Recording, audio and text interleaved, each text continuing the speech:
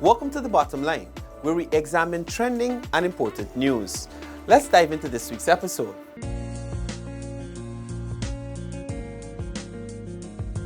What was intended to be a call for justice for slain Quindon Bacchus at Golden Grove escalated into terror along the East Coast Demerara corridor, leading to several vendors at Mon Repo Market being robbed and several others vandalized and goods looted. Adding fuel to the fire were misleading reports by a social media news outlet that alleged the shooter, Special Branch Officer Christophe de Nobrega, was released from close arrest. However, the only change was that de Nobrega was placed on open arrest, but is still within the confines of the police's headquarters. Armed with cutlasses, knives, iron bars, and other handy tools, looters stormed Mon Repo Market, destroying goods, burning stalls and vehicles, shattering windscreens of vehicles, and even assaulting vendors who were forced to run into adjoining streets in fear for their lives.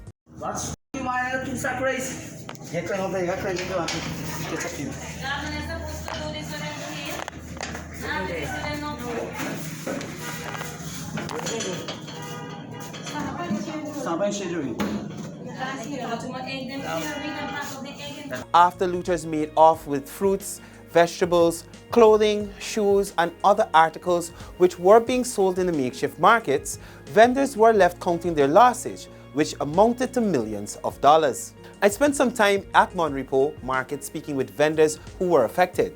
Let's take a look.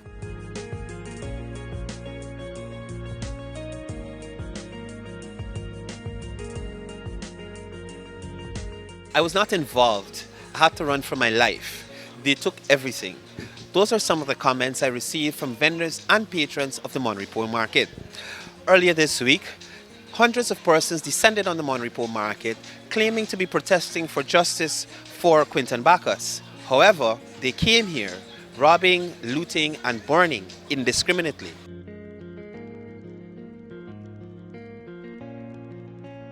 Well, this will be a footwear stand, but my uncle them they sell on the stand. They just sell like cake and them thing and so. As you can see, it's standing good.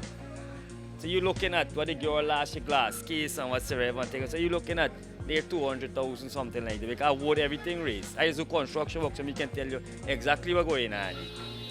You understand? My sister they sell fruits down there, so they both break up. They lose a lot of things, money, everything. The next guy down in him body, the man actually say like I believe like he could lose the one eye. They kind of beat you up, then rob you and everything and so.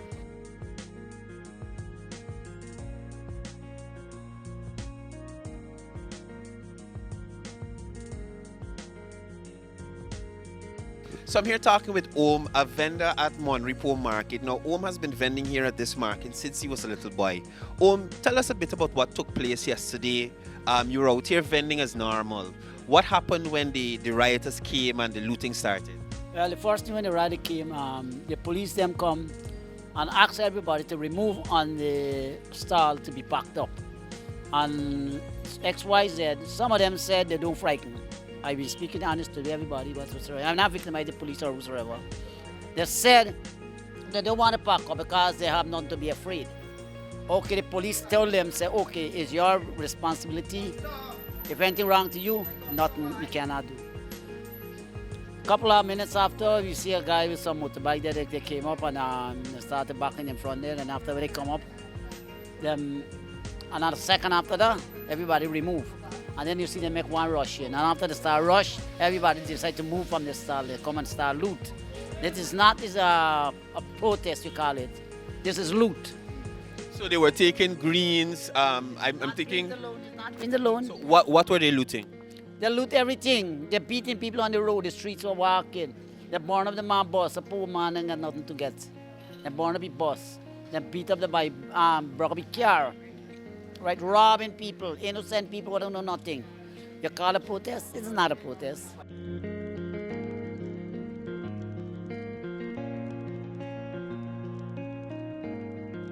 We'd have to run for we life in the yard over there. We'd have to leave everything down. They might throw everything where you got and pack the greens and carry it. Them thing like this, they might carry it away. Last minute, the catfish and they make cool on so.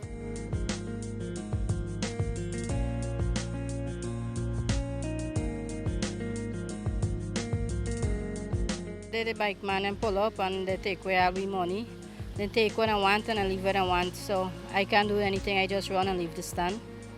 So I begging to see if anybody could help me back. Now, Shelly, I see you have some greens and stuff here. You would have had to probably purchase this stuff this morning just to come back out here. What were your losses like yesterday?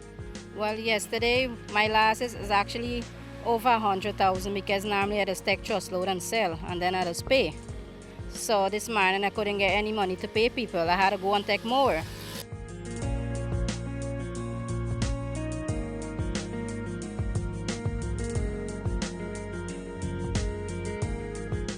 Now, how long have you been involved in this business? Like with 2 years, roughly. 2 years now. Now, yesterday, the vendors here at Mon Repo, they experienced a very tragic situation. Where were you when this happened? Well, I was just heading to Mon Repo Market, around the area there. And when I see the big commotion, I had to drive through the street and, stash my goods and stuff. But they already given a few people us on the road.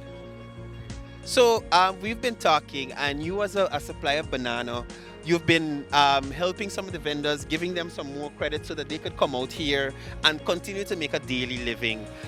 What inspired you to do this? Well, of course, these are people who are dependent. And, I will give them some holdover and they have time to work and pay and at a cheaper price. So we can build back something, We can come back to normal. Mon Repo residents benefited from an outreach spearheaded by Minister of Human Services and Social Security, Dr. Vinya Prasad.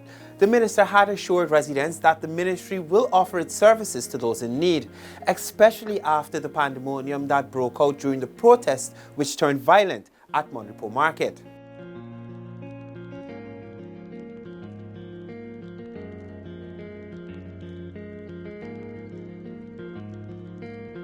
I know people are traumatized. People have suffered up here because of what happened. And the team of social workers, counselors are here. They will work with you here if you want to, in groups, one-on-one if you want to, after here if you want to. So I want you to meet with them if you feel you need that level of counseling, that level of psychological support, so that you can cope with the trauma that you experience. Accountability, transparency, and functioning institutional mechanisms are integral to supporting Guyana's transformative development pathway. President Mohamed Irfan Ali has appointed 4 of the 5 persons nominated to serve on the Public Procurement Commission. The swearing-in came months after the nominees received a 2/3 majority approval in the National Assembly. Those sworn in were financial analyst Joel Bagwadin, Rajnarayan Singh, Diane Rajkumar, and Berkeley Wickham. The other nominee is attorney Pauline Chase. The chairman and deputy chairman of the commission will be elected at the Commission's first meeting. The job of the Public Procurement Commission is one that adds the tier of institutional mechanism that has been established to ensure oversight over public financing. In this instance, oversight of procurement. The task of building Guyana requires institutions that can withstand the diverse views of the public, but more importantly, that is grounded in the principles that is expected to be executed from the Commission themselves. Your work is a work that requires collective effort. It requires constructive thinking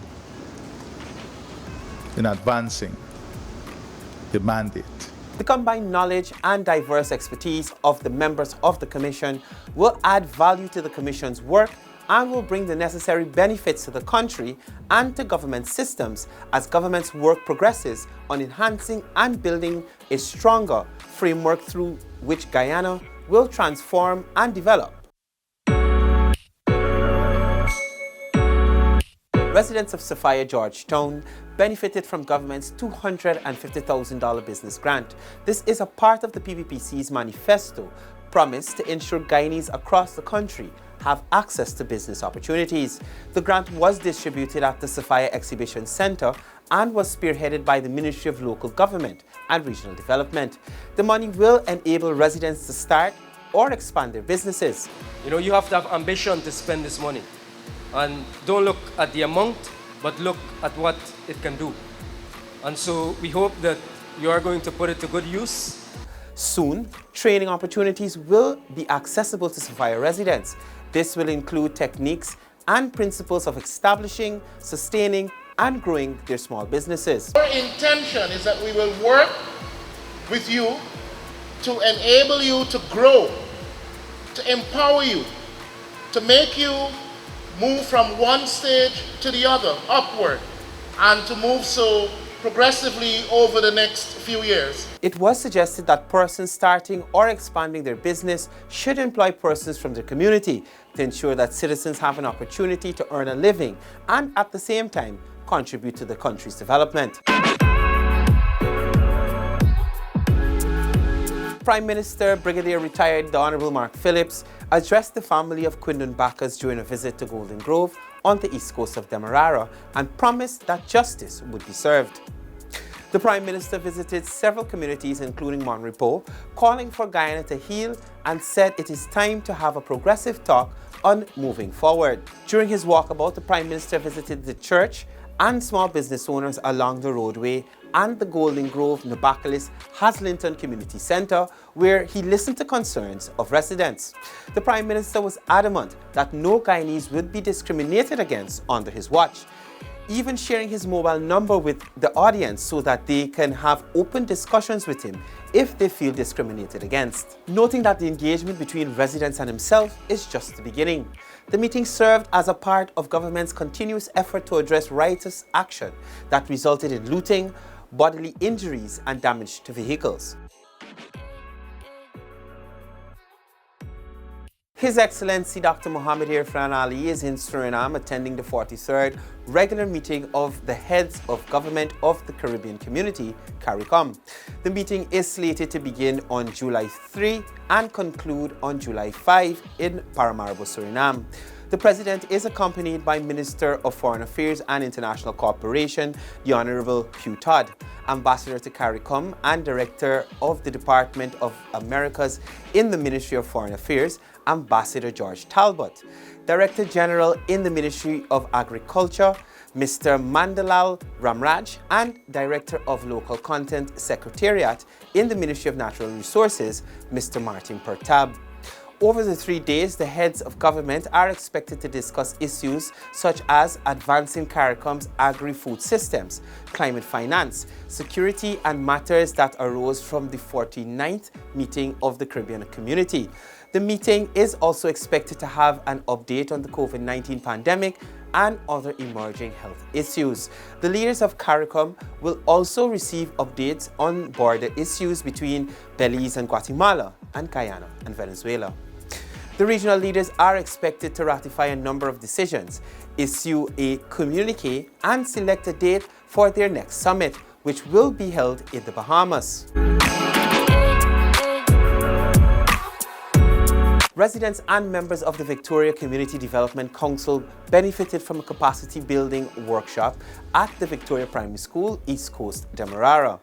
Facilitated by the Central Housing and Planning Authority's Community Development Department, community leaders were exposed to communication and negotiation skills, balancing service and advocacy, community togetherness, security awareness, and housing codes.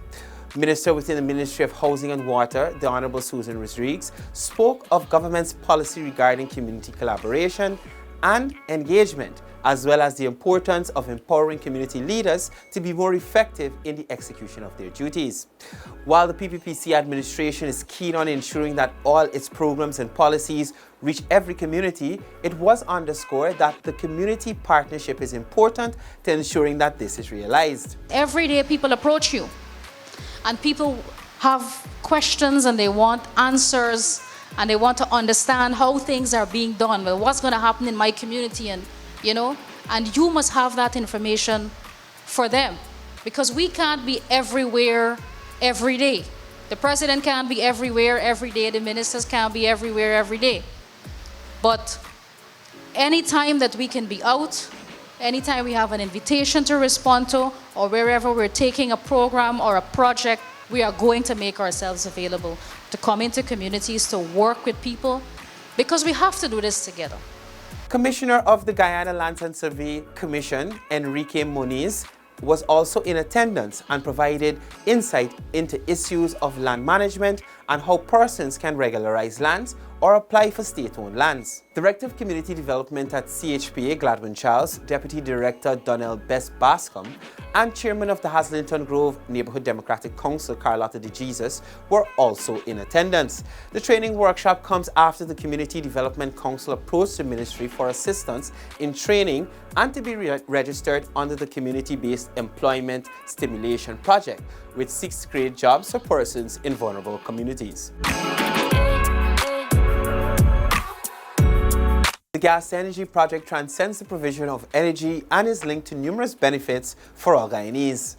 His Excellency Dr. Mohamed Irfan Ali made this disclosure as he provided an outline to the project in the presence of representatives from the oil companies, the local private sector, and cabinet members at State House. The benefits of this project are not only about electricity and the cost of electricity, but rather it is a transformational project that is directly linked to all other sectors. The country could save billions of dollars a month on electricity costs and the cost of cooking gas. Through this project, there will be the establishment of a gas processing plant and a natural gas liquid facility, which will be capable of producing at least 4,000 barrels per day, including the separating of liquefied petroleum gas.